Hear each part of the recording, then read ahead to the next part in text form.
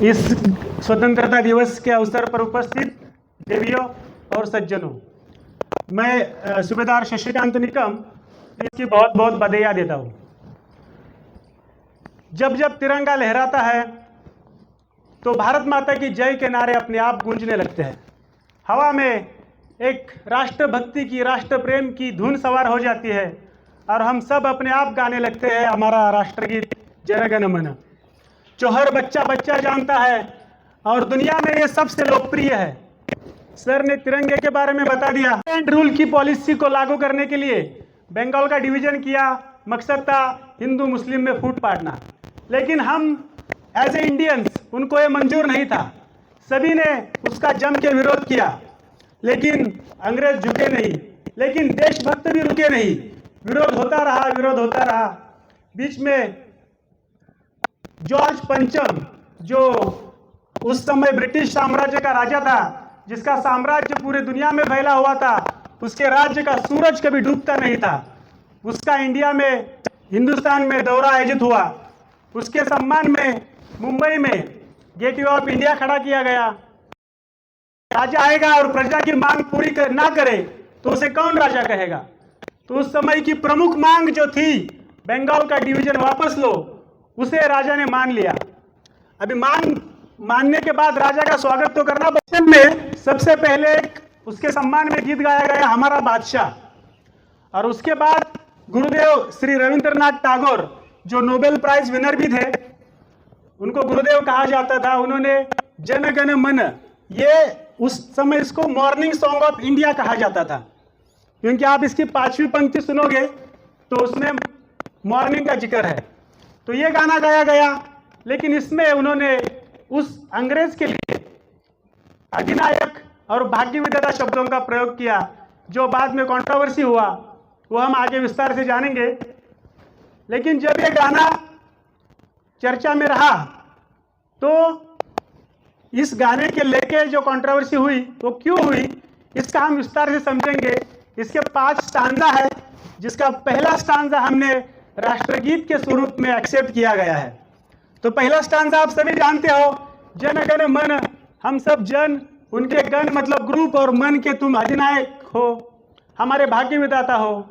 लेकिन इसमें अखंडता में एकता जो हर प्रांत को दर्शाती है, पंजाब, सिंध, गुजरात, मराठा, हर प्रदेश का उल्लेख है। जैसे सर ने बताया, हम सबको जोड़ के रखने का एक ताकत इस गीत में है।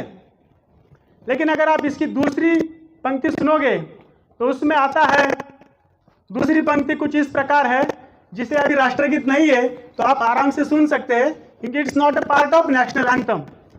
सो सेकंड स्टांजा है, अहरह तव आह्वान प्रचारित सुनितव उदार वाणी, हिंदू बौद्ध सिख जैन पारसिक मुसलमान ख्रिस्तानी, पूरब पश्चिम आसे तव सिंहासन पासे, प्रेम हार हय गाथा, जन गण ऐक्य विधायक, जय है भारत भाग्य विधाता, जय है।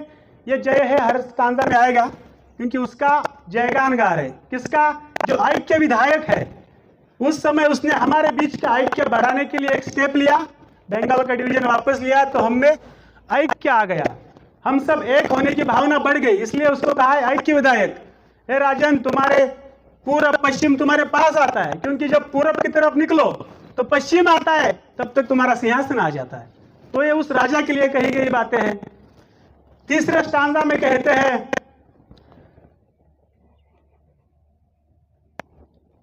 पतन अभ्युदय बंधुर पंथा, युग युग धावित यात्री, तुम चिर सारथी तव रथ चक्रे, मुखरित पथ दिन रात्रि, दारुण विप्लव माझे तव शंख ध्वनि बाजे, संकट दुख त्राता, जन गण पथ परिचायक, जय है भारत भाग्य विधाता, जय है, जय है। से अभी इसमें आप कल्पना कर सकते हो कि भगवान श्री कृष्ण के बारे में थोड़ा कहा गया है।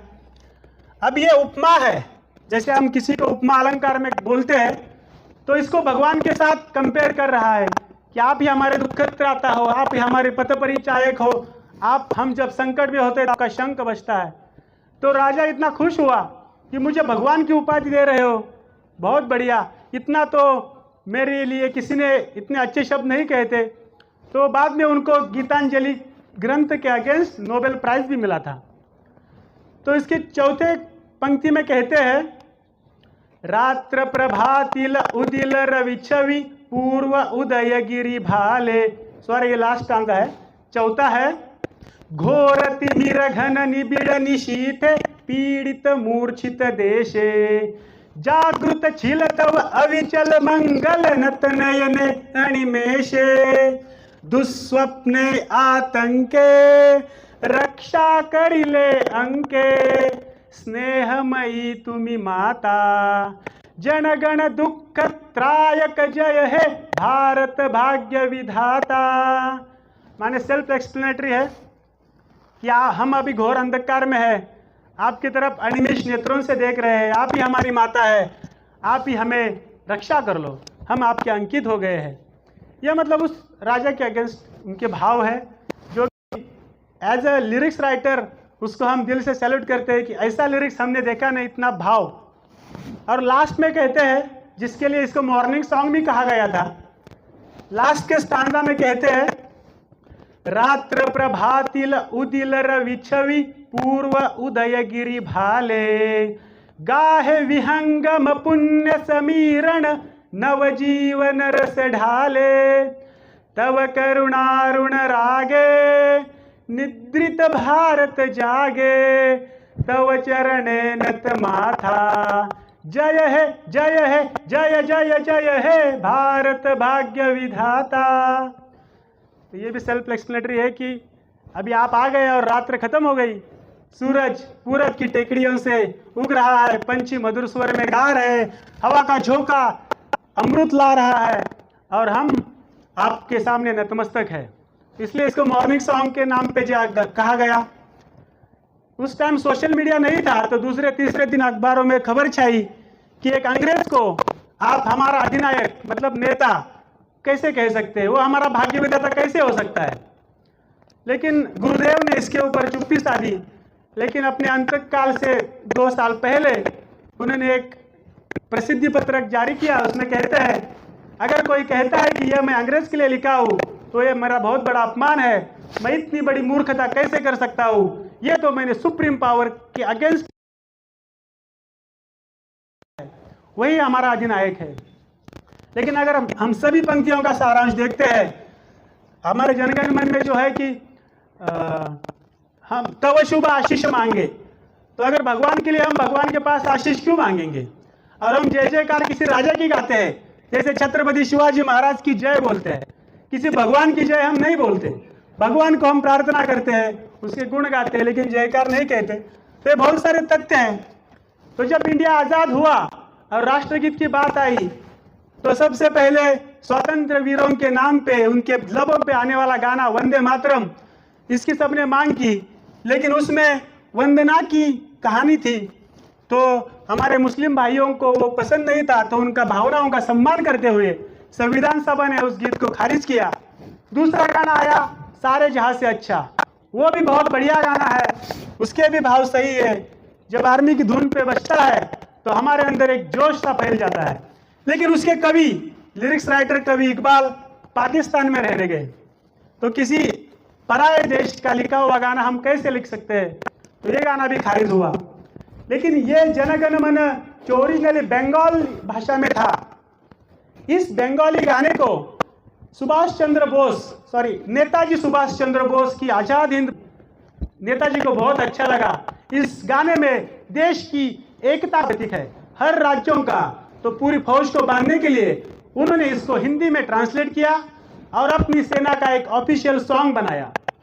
उसी गाने को फिर संविधान सभा ने प्रजासत्ताक दिन के 2 दिन पहले मंजूरी दी, और यही अभी हमारा नेशनल एंथम है, जिसमें हम सभी को एकजुट होने की, बांधने की क्षमता है।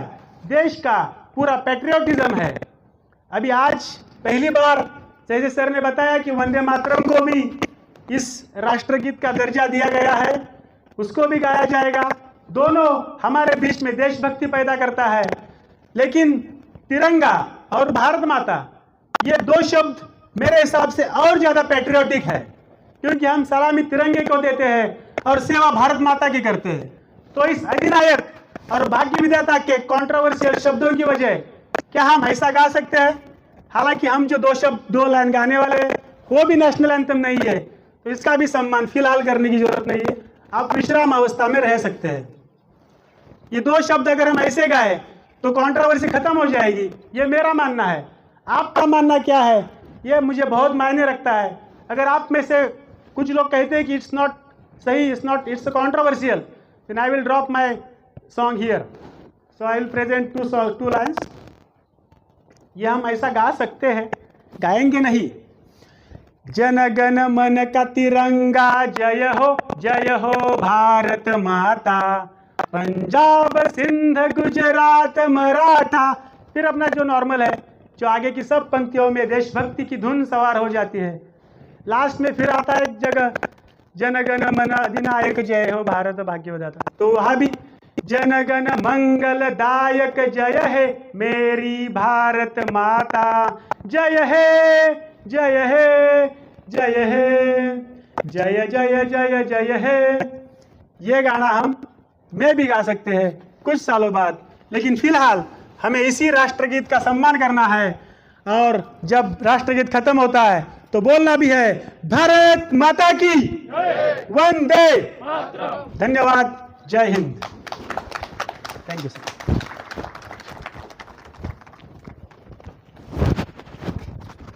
और कोई हमारा साथी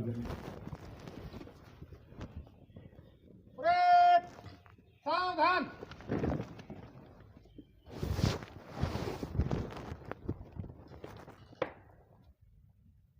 परेड को विसर्जन करने की आज्ञा चाहता हूं श्रीमान।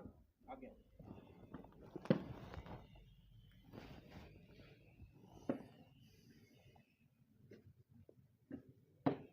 परेड विसर्जन।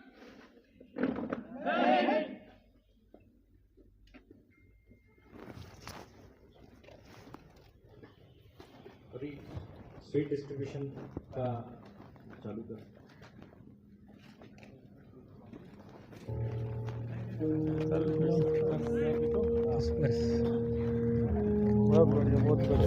नहीं, आपके विचार चाहिए सही है या गलत है? ये होना चाहिए कि नहीं होना चाहिए? नहीं होना चाहिए कि नहीं होना चाहिए? बढ़िया प्रवचन किया था।